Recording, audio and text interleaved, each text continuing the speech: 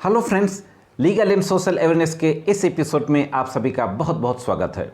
मैं एडवोकेट करीम एक बार फिर हाजिर हूँ आपके बीच में कानून का एक और महत्वपूर्ण एपिसोड लेकर के। अक्सर जब पति और पत्नी के मध्य विवाद ज़्यादा बढ़ जाता है और मामला अदालत तक पहुँच जाता है, तो पत्नी के द्वारा जब अदालत में अपने पति के विरुद्ध मेंटेनेंस का मुकदमा दाखिल किया जाता है तो अक्सर पति की ओर से यह तर्क दिया जाता है कि पत्नी ने अपनी आय का स्रोत छिपाया हुआ है। पिछले वर्ष यानी 2021 में ऑनरेबल सुप्रीम कोर्ट ने रजनीश वर्सेज नेहा नाम से एक केस था, उसमें महत्वपूर्ण प्रिंसिपल लेट डाउन किए थे भरण पोषण के संबंध में। मैंने उस समय रजनीश और नेहा के केस के संबंध में भी वीडियो बनाया था। इस वीडियो के डिस्क्रिप्शन बॉक्स में और आई बटन में उसका लिंक दे दूंगा, आप उसको भी देख सकते हैं। रजनीश वर्सेज नेहा में ऑनरेबल सुप्रीम कोर्ट ने डिटेल में जो जजमेंट पारित किया था उसके बाद एक प्रोफार्मा बताया था।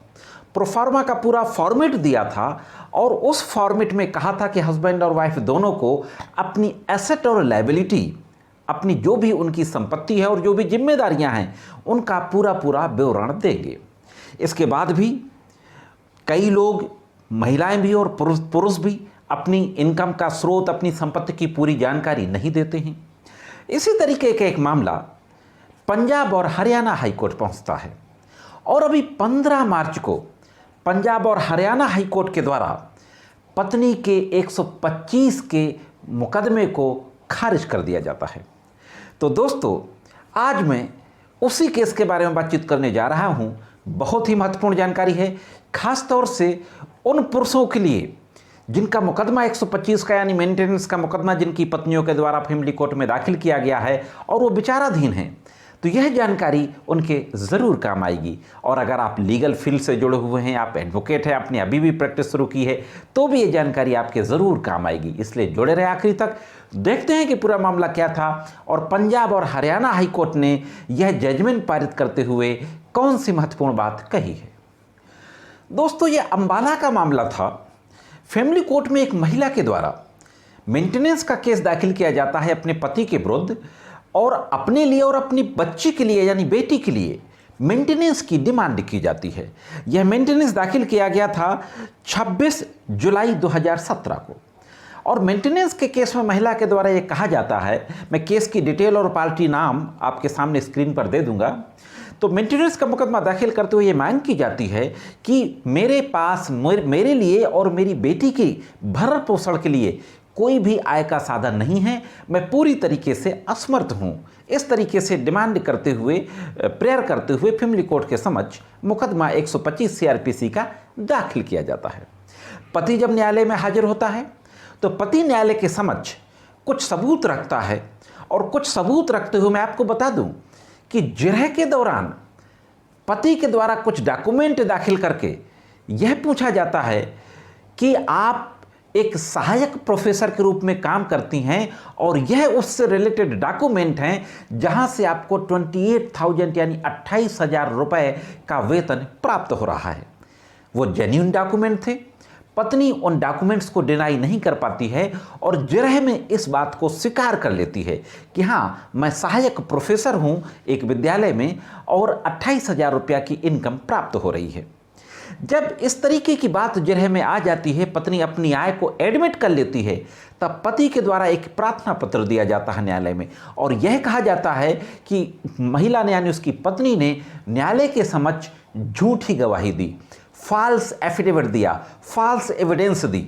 और रजनीश और नेहा में कहा गया है कि अगर कोई व्यक्ति अपनी आय को छिपाता है, अपने जो उसको जो विवरण देना है गलत जानकारी देता है या नहीं देता है, तो उसके विरुद्ध 191, 193 आईपीसी की कार्रवाई की जाएगी, यानी फॉल्स एविडेंस देने की कार्रवाई की जाएगी।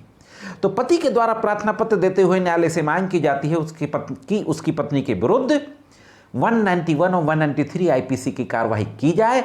उसने महत्वपूर्ण तथ्यों को जो उसकी आय से संबंधित थे, उसकी नौकरी से संबंधित थे, उनको न्यायालय के समक्ष छिपाया।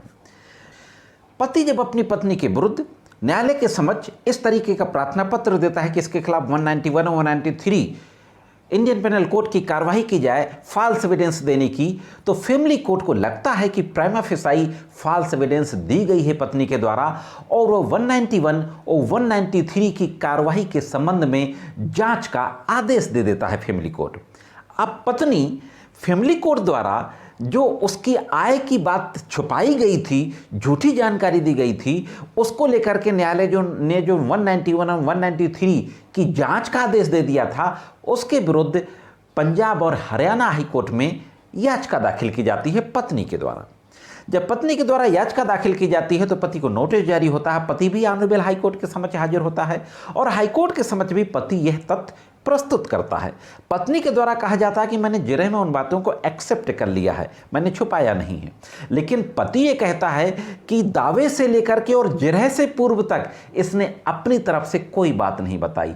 जो एफिडेविट दिया, एविडेंस का एफिडेविट दिया, उसमें इन बातों को छुपाया। ऑनरेबल पंजाब और हरियाणा हाई कोर्ट इस पूरे मामले को देखता है, सारे फैक्ट्स को देखता है, पत्नी के उस एविडेंस को देखता है जिस एविडेंस के एफिडेविट में उसने इन बातों को डिस्क्लोज नहीं किया था। हाई कोर्ट के जज के द्वारा महत्वपूर्ण टिप्पणी की जाती है कि पत्नी ने जब दावा दाखिल किया उससे पहले वह नौकरी ज्वाइन कर चुकी थी। 26 जुलाई 2017 को दावा दाखिल किया गया और 3 जुलाई 2017 को वो नौकरी सहायक प्रोफेसर के रूप में ज्वाइन कर चुकी थी।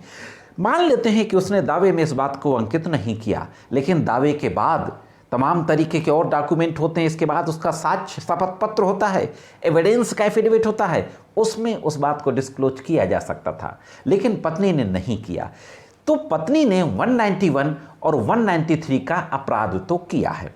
फैमिली कोर्ट के द्वारा जो 191 और 193 की कार्रवाई का जांच का आदेश दिया गया था उसको सही पाया गया पंजाब और हरियाणा हाई कोर्ट के द्वारा, और पत्नी का जो दावा था 125 का, जिसमें उसने अपने पति से और अपने लिए और अपनी बेटी के लिए गुजारे भत्ते की मांग की थी, उसको पंजाब और हरियाणा हाई कोर्ट के द्वारा खारिज कर दिया जाता है और यह कहा जाता है कि इस तरीके से जो गलत बयानी करके झूठे तथ्यों के आधार पर जो दावा दाखिल कर रहे हैं उसको हतोत्साहित किया जाना चाहिए। तो दोस्तों, इस तरीके के जजमेंट से उन तमाम लोगों को बहुत फ़ायदा मिलेगा जिनके मुकदमे मेंटेनेंस के पेंडिंग हैं और उनकी पत्नियों के द्वारा न्यायालय के समक्ष सही जानकारी नहीं दी जाती है। तो साथियों, यह थी एक महत्वपूर्ण जानकारी। यह जानकारी कैसी लगी कमेंट्स करके ज़रूर बताएं। आज के इस एपिसोड में सिर्फ इतना ही।